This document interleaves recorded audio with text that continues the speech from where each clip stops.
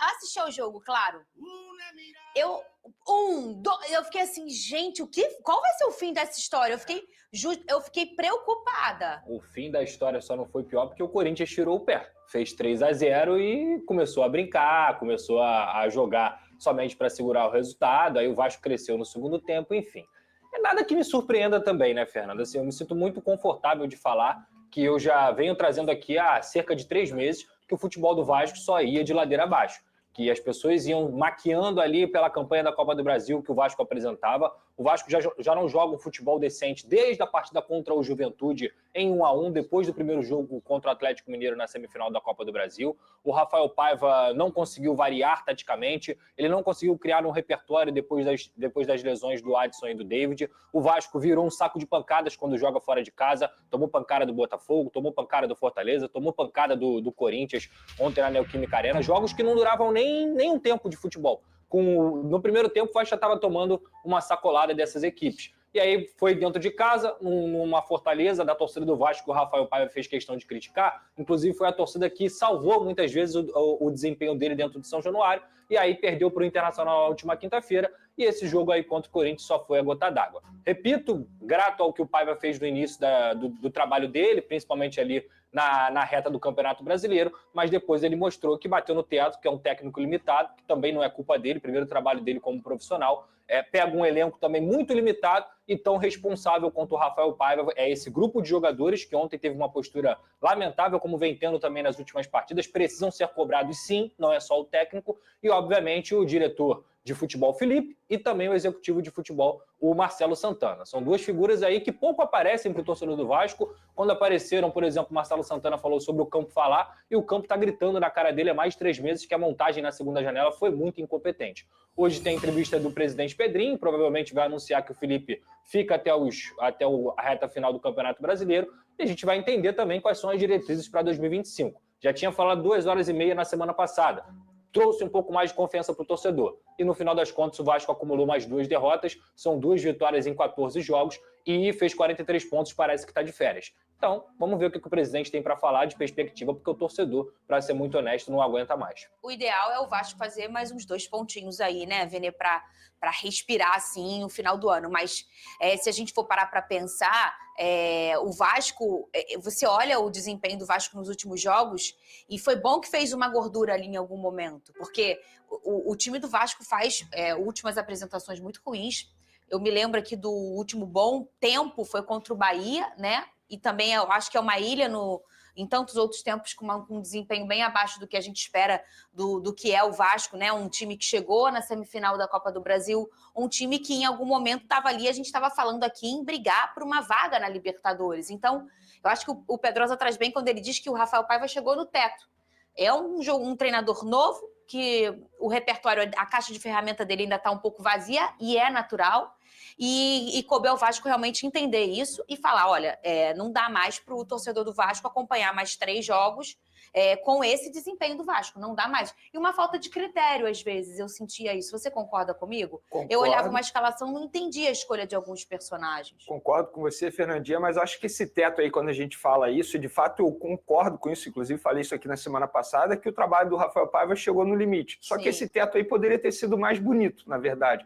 Poderia ser melhor feito, um acabamento melhor. Ele não soube administrar, inclusive tomou decisões aqui que eu não concordo. Em vários momentos, ele mudava a todo momento. Pedrosa trouxe aqui na última semana que ele fez muito testes. Então, acho que o Rafael Paiva, ele seguiu um roteiro de um treinador que seria demitido em breve.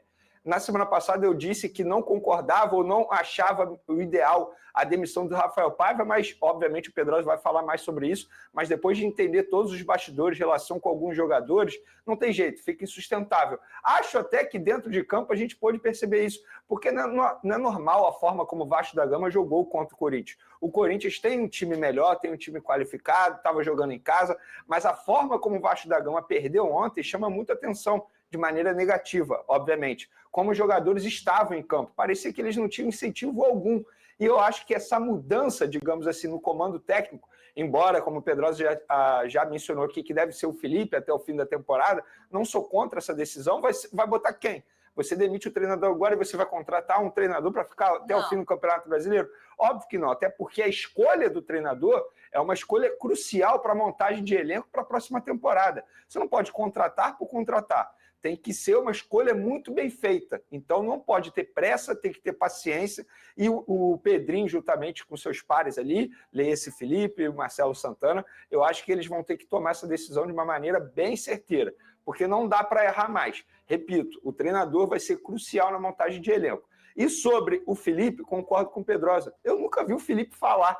Eu esqueci até a voz dele. Ele é dirigente, uma pessoa extremamente importante no dia a dia do Vasco da Gama. Acho até que, na função dele, ele deveria administrar melhor o dia a dia, porque não é normal esse relacionamento ruim de jogadores com o treinador. Isso não é normal. Isso tem que ter alguém ali para administrar. É os bastidores. E o Felipe é um cara que vivenciou muita coisa no futebol. Ele poderia ter feito melhor esse meio de campo. Mas, enfim, de uma maneira geral, não tem jeito. Eu acho que o trabalho do Rafael Paiva chegou no limite e não tinha mais como sustentá-lo. Ô, Pedrosa, você acha que aquela fala do Rafa pesou bastante? Ou você acha que, independentemente dela, nesse momento, com esse placar e com o que apresentou, muito mais do que o resultado, com o que tem apresentado o Vasco, você acha que o caminho do Rafael seria realmente, nesse momento, interromper o seu casamento com o Vasco da Gama? Olha, Fernanda, eu diria que foi um conjunto das coisas, tá? O trabalho do Rafael Paiva apresentava pouquíssimas soluções e variações, perdeu dentro de casa, era saco de pancada fora de casa, mesmo contra adversários mais fortes. Existem equipes que, por exemplo, estão no Z4 que competem mais do que o Vasco da Gama, eu falei isso ontem. O Vasco é o time que menos compete na Série A do Campeonato Brasileiro há meses, tá? Há meses. É porque as pessoas, de alguma forma, tentavam achar algum tipo de defesa por conta dos resultados. E o desempenho, parecia que as pessoas eram cegas. E aí o Vasco da Gama tinha a intenção de manter o Rafael Paiva até o final da temporada, porque muito nisso que vocês falaram aqui, adianta trazer um novo treinador em 3 jogos? Não adianta, o cara não vai mudar nada. Vai ser o Felipe? Tudo bem. Inclusive, que bom que vai ser o Felipe. Sabe por quê? Porque ele tem responsabilidade na montagem do elenco. Porque ele tem responsabilidade, inclusive, no ambiente que está hoje o Vasco da Gama. O Felipe foi trazido para o Vasco da Gama como um cara que melhoraria e traria mais Vasco para esse vestiário. E ele conseguiu durante um tempo junto com o Pedrinho, que foi justamente aquela arrancada. Depois que os jogadores racharam o grupo, que os jogadores começaram a insatisfação com o técnico, jogador grande não gosta de ficar tomando pancada não, Fernando. Jogador grande não gosta de ficar correndo atrás da bola todo jogo, não. As pessoas falam assim, o Vasco não corre. O Vasco até corre, só que o Vasco corre rápido, por má organização. E para piorar, ele também é responsável por esse ambiente, ele tem que ir lá e fazer algum tipo de coisa para mostrar para a torcida do Vasco que ele está trabalhando. Agora, eu já dou até aqui um spoiler da minha pergunta. Vou perguntar para o presidente Pedrinho se o Felipe tem alguma condição de continuar para 2025. Porque se ele cogitar essa ideia, ele vai estar completamente errado. Você diz como treinador. Como treinador. Não tem condição nenhuma dele querer manter o Felipe no cargo. Porque assim, se você for pegar o trabalho do Felipe no Bangu e no Tigres também, são trabalhos bem ruins. Ele está aquém do Vasco da Gama como treinador. O Felipe é o maior campeão da história do Vasco. Eu sou um fã do Felipe desde que eu me entendo por gente, desde que eu gosto de futebol. Agora, como profissional do futebol, o trabalho dele está longe de ser competente. Então, assim, a minha pergunta é justamente essa. Se é que eles pensam nisso, eles estariam muito errados em achar que o Felipe serve para ser o técnico do Vasco em 2025. Mas será que você acha que essa é uma pauta hoje? Porque, assim, o que a gente pode reparar é que ele vai ser um retoque rápido, né? Sim. Porque faltam 3 jogos ou 4 para o Vasco? 3 jogos. Faltam 3 jogos para o Vasco. E 3 jogos teoricamente simples, tá? Atlético Goianiense em casa, Atlético Mineiro em casa pós-Libertadores, ou seja, ou de ressaca ou baleado por ter perdido. E o Cuiabá rebaixado. São 2 times rebaixados e um time que está pensando em Libertadores. E a temporada ela ainda não acabou. Porque se você pensar do Vasco colocando 9 pontos na sacola, a gente está falando de um Vasco que está brigando 52. E não é exagero dizer que o Vasco tem condições de vencer os 3 jogos que ainda restam do Campeonato Brasileiro. E aí a pergunta é coerente do Pedrosa, por quê? Supondo que o Felipe vença esses 3 jogos à frente do comando técnico. E aí vai começar aquele oba-oba, que a gente sabe que no futebol é assim. Quando ganha, pronto, é o novo Guardiola. Esse era o meu receio, por exemplo, quando chegou o Felipe Luiz ao Flamengo. Isso pode acontecer. Pode, sabe por quê, Vene? Eles vão jogar 5 centavos a mais do que eles jogaram contra o Corinthians, aí eles vão ganhar do Atlético Goianiense e vai parecer que o Paiva era o responsável por todos os problemas. E não era mesmo. O Vasco precisa de uma reformulação no seu elenco, o Vasco precisa se estruturar no CT, o Vasco precisa se estruturar no departamento de scout. trocar o perfil de jogadores nas contratações. Os perfis do Vasco são horrorosos há muito tempo e também trazer um técnico que possa participar dessa montagem do elenco. Um técnico moderno que entenda o que o futebol brasileiro pede. Eu não vejo o Felipe sendo esse cara. E tem outro ponto. Isso não é informação, pelo que eu entendo da situação do Felipe. Acho que ele não quer continuar sendo dirigente, diretor de futebol. Ele começou a carreira dele como treinador. Acredito eu que ele ainda tem esse desejo de ser treinador. Então, supondo que, pessoalmente, o Felipe já encara essa oportunidade como uma boa oportunidade para ele mostrar as credenciais dele e, quem sabe, assumir o comando da equipe vascaína em 2025. Mas eu concordo com o Pedrosa. Eu, não acho que o trabalho do Felipe é horrível, tanto no Bangu quanto no Tigres. Acho até que ele mostrou ali uma certa qualidade diante da matéria-prima que ele tinha, mas não é treinador para assumir uma responsabilidade tão grande. Acho que tem que ser um treinador mais experiente, com todo o respeito ao Felipe. Os números, Vene, para você. 54 partidas como treinador, 14 vitórias, 16 empates e 24 derrotas. É um aproveitamento de 35%. Passagens por Bangu, Confiança e Volta Redonda. Muito bem, tá aí. Você, vascaíno, dê sua opinião. Hashtag, bota a nossa hashtag aqui, ó. Cadê ela?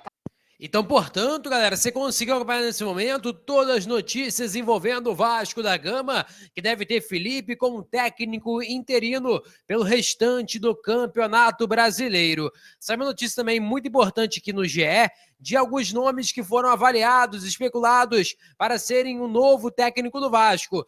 A diretoria buscou informações sobre Gustavo Quinteiros, que hoje é o técnico do Vélez Sarsfield da Argentina. Ele é, inclusive, o técnico que comanda a equipe do Vélez, que hoje é o atual líder da competição do Campeonato Argentino. Hernan Crespo, aquele mesmo ex-São Paulo, que passou pelo Al-Ahly lá do Emirados Árabes, um bom técnico também, argentino, e que está na mesa do Vasco da Gama. E Pedro Caixinha, que já foi noticiado pela gente aqui do React do Futebol Oficial, né, que saiu do Bragantino, está livre no mercado.